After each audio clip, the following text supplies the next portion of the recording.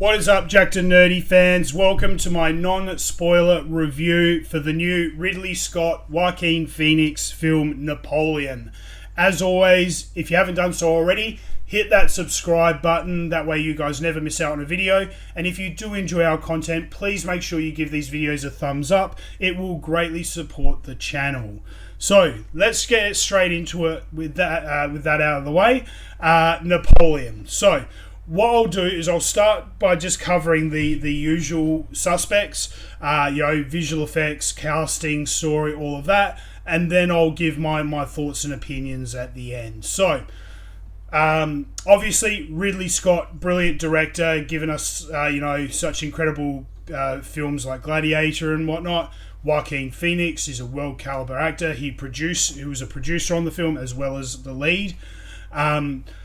I thought, the casting of this film was absolutely fantastic. Obviously, as I mentioned, Joaquin Phoenix, but you've got Vanessa Kirby playing Napoleon's wife, Josephine. Quite a few new faces that I'm not overly familiar with. Edouard, Philipponnat. I'm butchering names. Matthew Needham, Youssef, Kerkour. Lots of fantastic actors. In this film, quite a few world caliber British actors as well. So look, casting wise, I could not fault this film. I thought it was brilliantly cast. Costuming, all period pieces and the military uniforms and everything, absolutely fantastic. Could not fault any of that at all.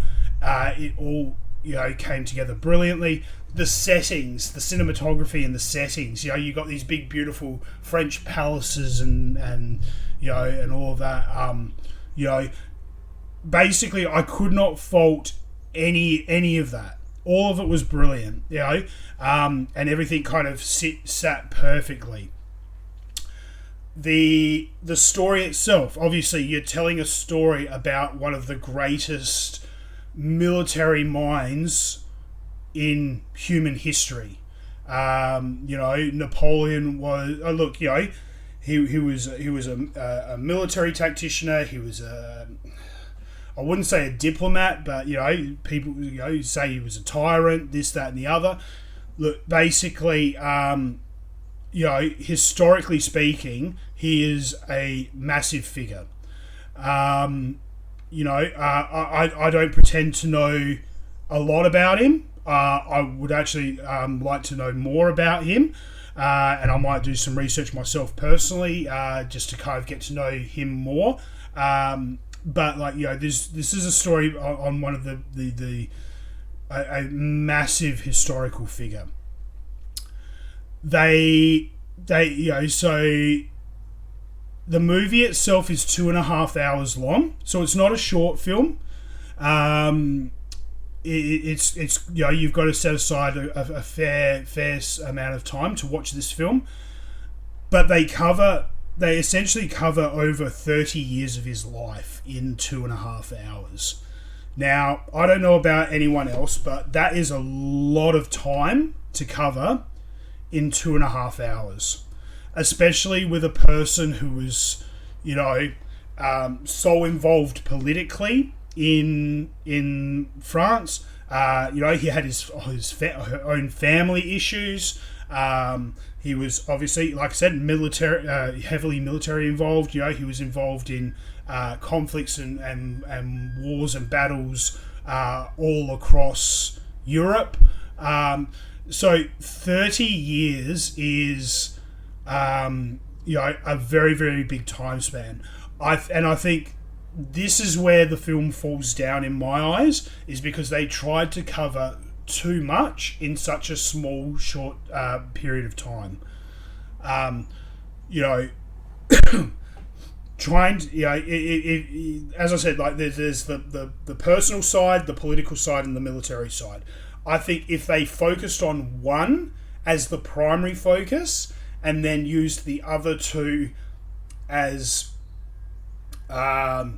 filler to kind of give juxtaposition or just kind of flesh out circumstances and things like that, I think it would have been a lot better. But they tried to give each element its own forefront or its own time in the sun, and I think that kind of, in a sense, worked to its detriment.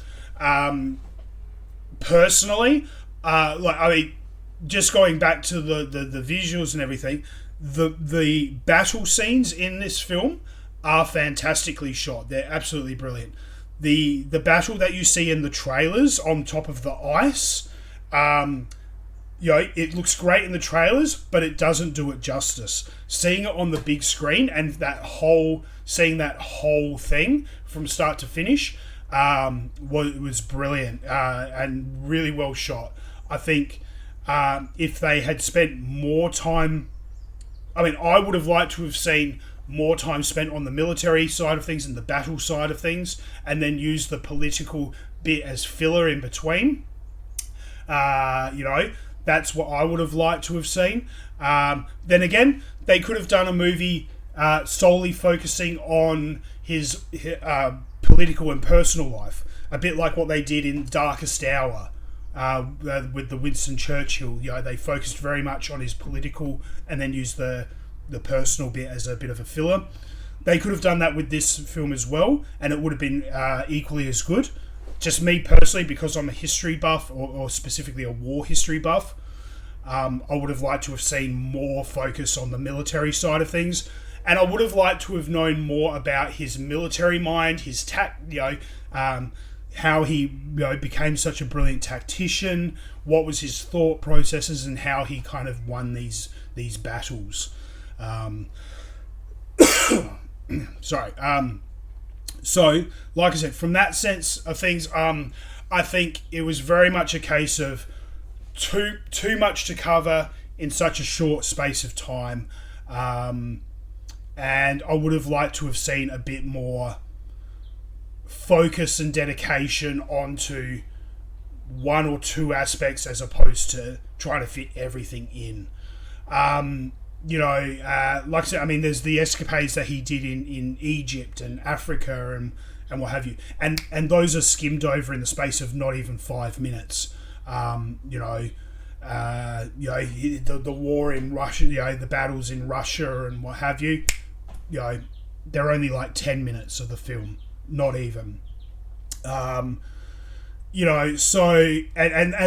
those 10-minute increments of the battles were very epic in scope and very visually spectacular and what have you. So, like I said, did I hate the film? No, I do not hate the film.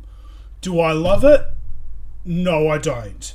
At the moment, it's got an IMDB score of 6.9 and a Rotten Tomatoes score of 61%. I agree with those scores purely because, like I said, I think 50% and below, it means that it's a dud of a film. It's not a great film. So it's just above being a dud. I've said numerous times in my reviews, a very good indicator of whether a film is good or not is its rewatchability.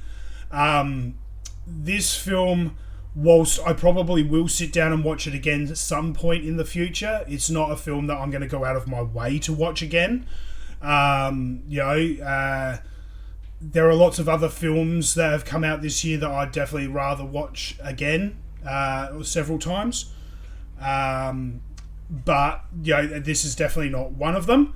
I would encourage everyone, if you if you liked the trailers, if you're intrigued about history and about the characters and all that, definitely go out and see it. Like I said, this is not a film that you'll go and see and you'll regret. It is a good film. It's very engaging or what have you. It is just very long and it doesn't go into as much detail on certain things as I felt it should have.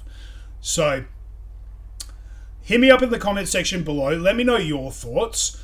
I'd be interested to know what other people think. Did they enjoy it? Did they not enjoy it? Do you agree with me that it's not Ridley Scott's best work? I'd like to know what everyone else thinks. Like I said, did not have an issue with the casting, the acting, the cinematography. Everything works really, really well. visually and what have you. I just think the story was stretched out too much, and they should have focused a bit more on a specific time period or a specific focus.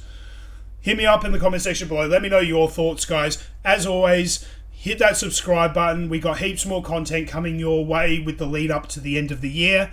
Lots more films coming out in the early new year. So hit that subscribe button so you guys don't miss out on a video. And until next time, guys, stay jacked and stay nerdy.